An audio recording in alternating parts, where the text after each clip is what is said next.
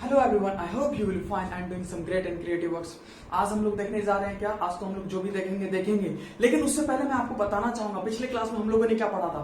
पिछले क्लास में हम लोगों ने पढ़ा था rules for the formation of image in a concave mirror. Rules for the formation of image in a concave mirror. मैंने पहला रूल्स आपको बताया था कि कोई भी रेज प्रिंसिपल एक्सिस के पैरेलल होगी, वो रिफ्लेक्ट होने के बाद कहां से गुजरेगी? फोकस से गुजरेगी। कहां से गुजरेगी? फोकस से गुजरेगी। दूसरा रूल मैंने आपको बताया था, क्या बताया था?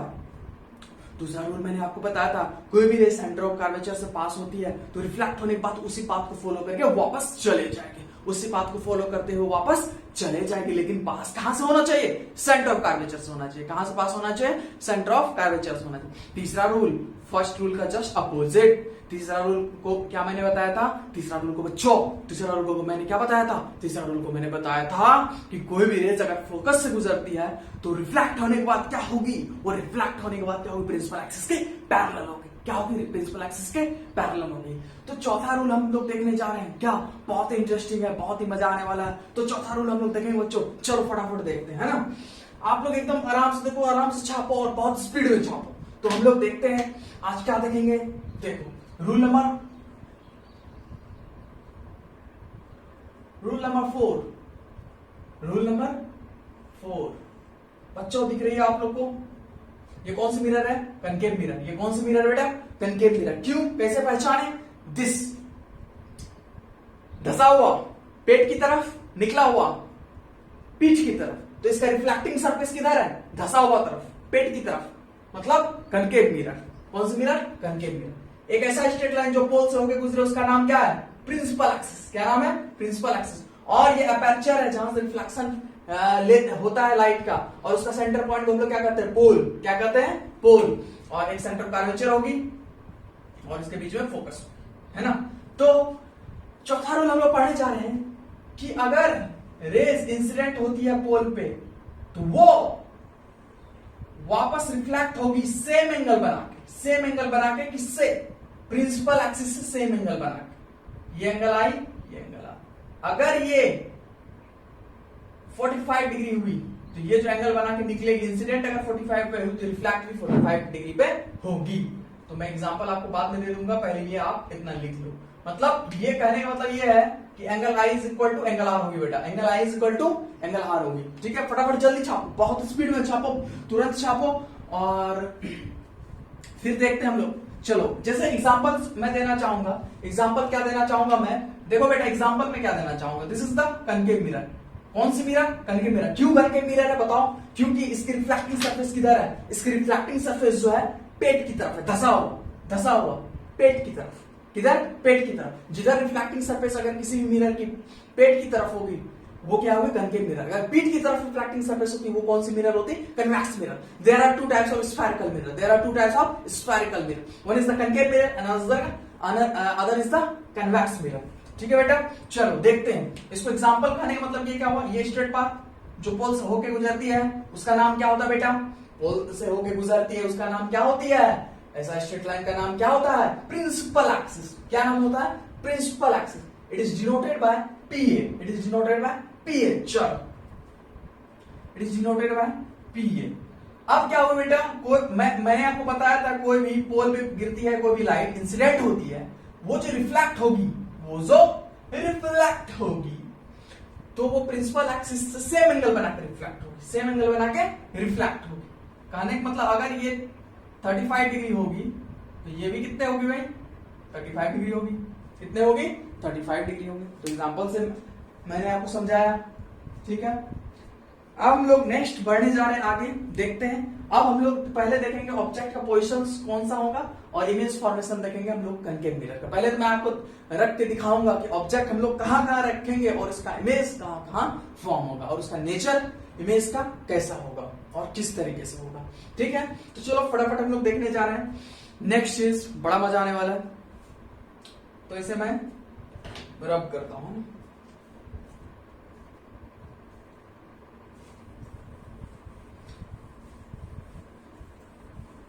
बेटा मेरी स्पीड ज्यादा लग रही है किसी को तो कमेंट बॉक्स में बताना अगर मेरी स्पीड ज्यादा है। मैं दोनों तरीके से पढ़ाऊंगा, है ना।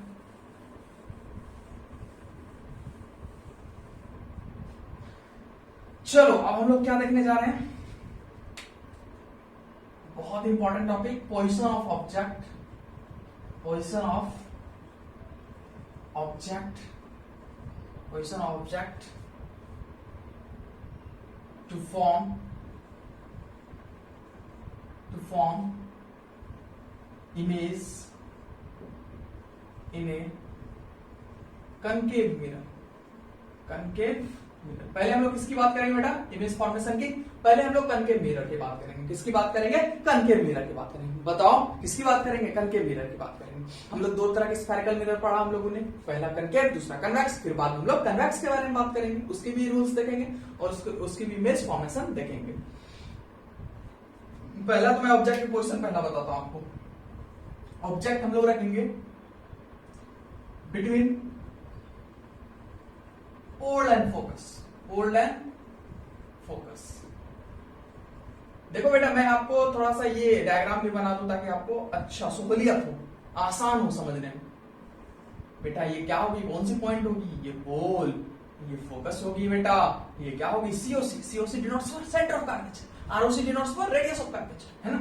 पीए डिनोट्स फॉर प्रिंसिपल एक्सिस, ठीक है। तो पहला जो ऑब्जेक्ट का पोजीशन होगा पोल और फोकस के बीच में कहीं भी, यहां पहला पोजीशन ये हो गया पहला पोजीशन। ये क्या हो गया, पहला पोजीशन। दूसरा पोजीशन बेटा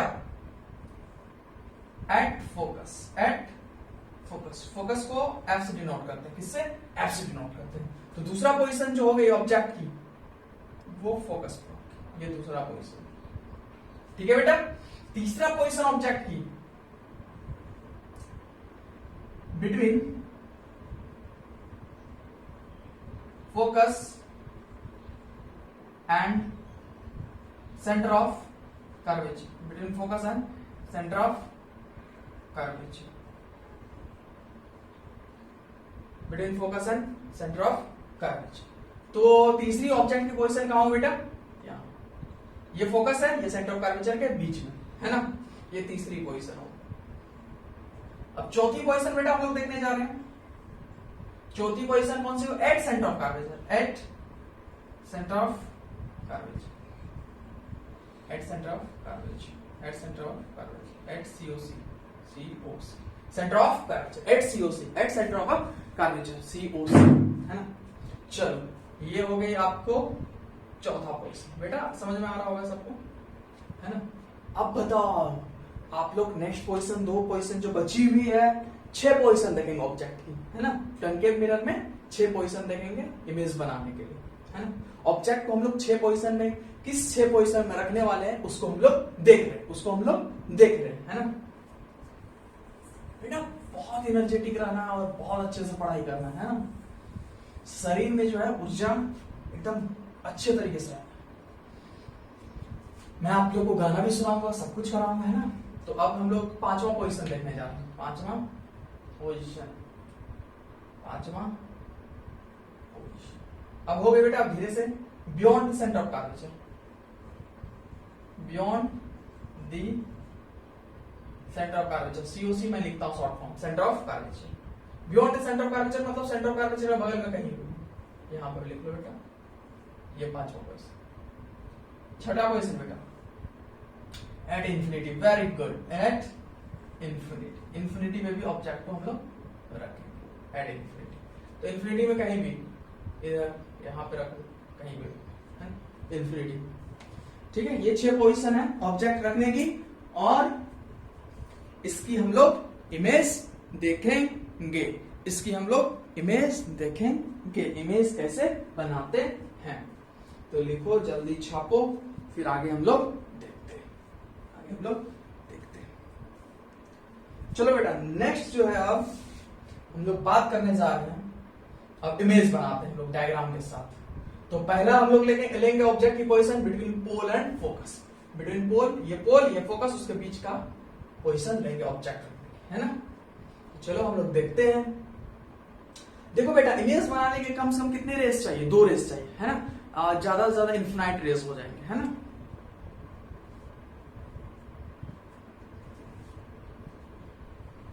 इमेज बनाने के लिए कम से कम कितने रेस चाहिए, 2 रेस चाहिए और इन्फिनाइट रेस भी हो सकते हैं।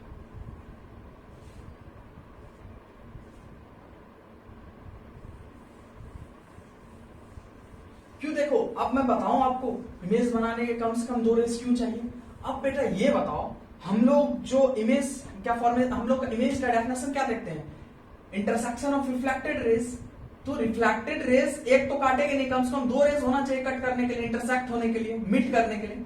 तो इसीलिए कम से कम 2 रेस चाहिए। एक रेस होगा नहीं, क्योंकि 2 रेस जहां पे रिफ्लेक्टेड रेस आके मिलती है, 2 रिफ्लेक्टेड रेस आके जहां पे मीट करती है, इंटरसेक्ट करती है, एक दूसरे को काटती है, वहीं पे हम लोग क्या देखते हैं, इमेज देखते हो, इमेज फॉर्मेशन वहीं पे होता है। तो इन्फिनाइट रेस भी आके कट कर सकता है, इसमें कोई इश्यू नहीं है, ठीक है। लेकिन कम से कम एटलीस्ट कोई पूछे कम से कम कितने रेस चाहिए इमेज बनाने के लिए, तो आप लोग बोलोगे तुरंत, क्या बोलोगे, आप लोग बोलोगे कि 2 रेस चाहिए इमेज फॉर्म करने के लिए, और मैक्सिमम इन्फिनाइट रेस भी हो सकती है। चलो नेक्स्ट,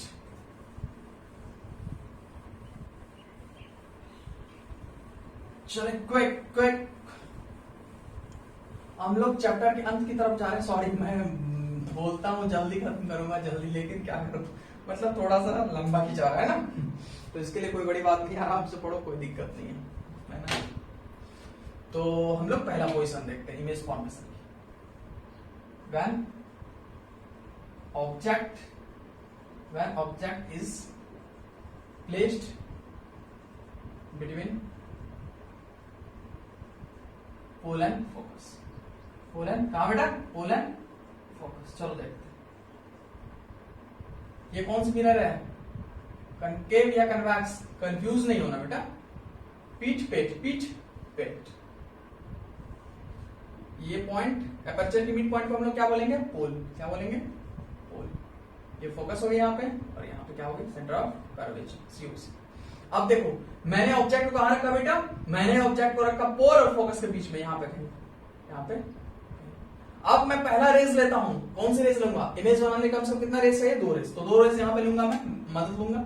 एक रेस लूंगा पहला रूल के हिसाब से कि कोई भी रेस प्रिंसिपल एक्सिस के पैरेलल है तो वो पास कहां से होगी बेटा, बताओ, फोकस से पास। यहाँ थोड़ी टेढ़ी होगी तो सही से बनाना है, फिर टेढ़ी होगी, चल रहा है, कहां से पास होगी, फोकस से पास।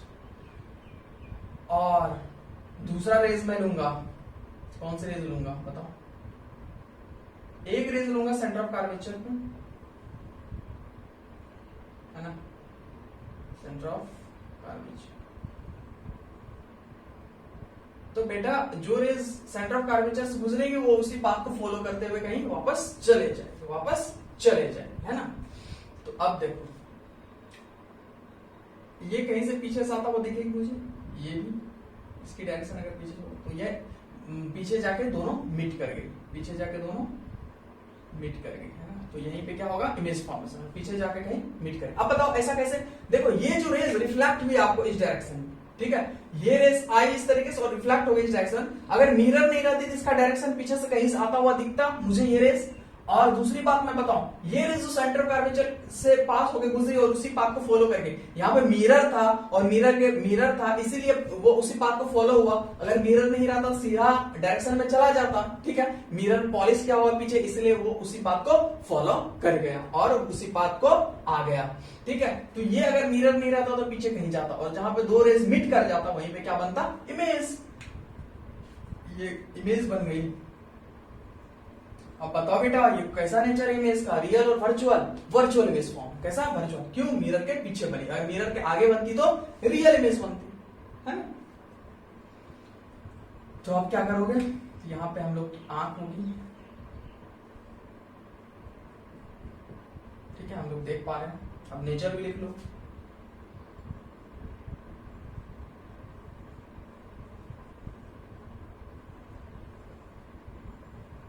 वर्चुअल के साथ इरेक्ट, वर्चुअल के साथ always erect, virtual erect and larger than the object, virtual erect larger than the object, ठीक है, virtual erect and larger than the object, ठीक है। और ये बनी behind the mirror, behind the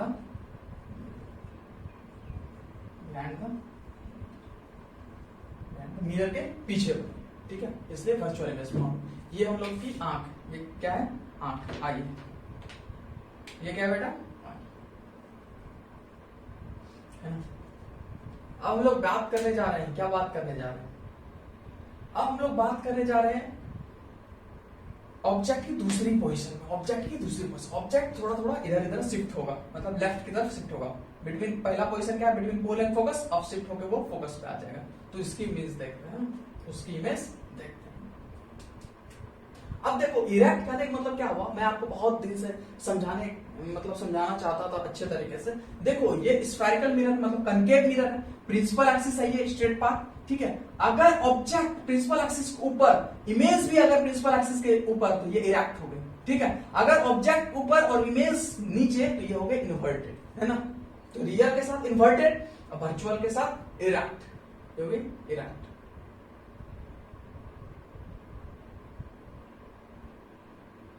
है ना।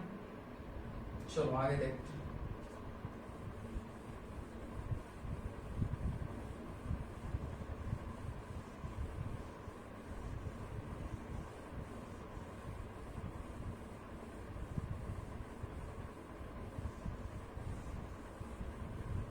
दूसरा पोजीशन लिखो ऑब्जेक्ट बेटा, when the object is placed at focus, when object is placed at focus, when object is placed at focus, है। तो देखते हैं ये कौन सी मिरर होगी, ये कनकेव मिरर। अभी हम लोग जो बात कर रहे हैं सारा, वो किसकी बात कर रहे हैं, कनकेव मिरर की बात कर रहे हैं, है ना। कनकेव मिरर होगी और ये एपर्चर होगी, ठीक है। एपर्चर का सेंटर पॉइंट को हम लोग पोल बोलेंगे, क्या बोलेंगे, पोल। अब ये स्ट्रेट पाथ जो पोल से गुजरेगी उसको हम लोग क्या कहेंगे, प्रिंसिपल एक्सिस, पीए, शॉर्ट फॉर्म प्रिंसिपल एक्सिस की पीए। और ये फोकस होगी, है ना। और यहाँ पे सेंटर ऑफ कर्वेचर। और ऑब्जेक्ट की पोजीशन कौन सी बेटा, कहाँ पे है, फोकस, कहाँ पे, फोकस पे। तो चलो पहला रेज जो प्रिंसिपल एक्सिस के पैरेलल होगी, प्रिंसिपल एक्सिस के पैरेलल होगी, तो वो कहां से गुजरेगी, फोकस, कहां से गुजरेगी, फोकस, ठीक है ना। अब दूसरा रेज बेटा, अब दूसरा रेज जो सेंटर ऑफ कर्वेचर पे, जो थोड़ा सा ये टेढ़ा हो गया,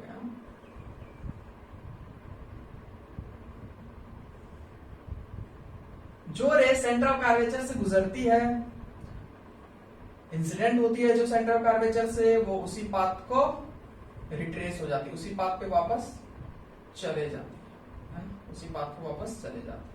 तो अब देखो ये रेज जो है इंफिनिटी पे जाके मिलेंगे, image at infinity, image at infinity, image at infinity. जल्दी लिखो बेटा, image at infinity, image at infinity, है ना, image at infinity.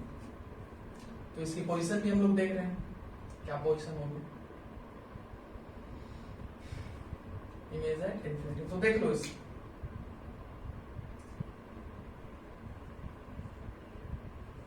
Image form at infinity, infinity highly magnified than the highly magnified than the object से बहुत बहुत बड़ा। और ये रियल इन्वर्टेड या वर्चुअल इरेक्ट मिरर के आगे फॉर्म, ये कैसा होगा इसका nature, real inverted, real inverted. कैसा नेचर फॉर्म होगा, real invert, very good, real invert. क्योंकि ये मिरर के आगे फॉर्म हुआ है इसलिए रियल इन्वर्टेड है, मिरर के पीछे फॉर्म होता वर्चुअल इरेक्ट होता। अब हम लोग दो टर्म पे बात करने जा रहे हैं। हम लोग दो टर्म, कौन सी टर्म है, छोटी छोटी टर्म है, एक तो मैग्निफाइड होगी, एक डिमिनिश्ड होगी। मैग्निफाइड मतलब बहुत बड़ा, कंपैरिजन होगा तो इमेज और ऑब्जेक्ट में होगा। और ऑब्जेक्ट से बोल रहा है highly magnified then the object, मतलब इमेज का जो साइज है वो बहुत बड़ा है, हाईली मैग्निफाइड मतलब ऑब्जेक्ट से। और डिमिनिश बोलेगा तो बहुत छोटा, हाईली डिमिनिश बोले बहुत बहुत छोटा, किसके रिस्पेक्ट में, ऑब्जेक्ट के रिस्पेक्ट, ऑब्जेक्ट के रिस्पेक्ट में, ठीक है। तो लिखो यहाँ तक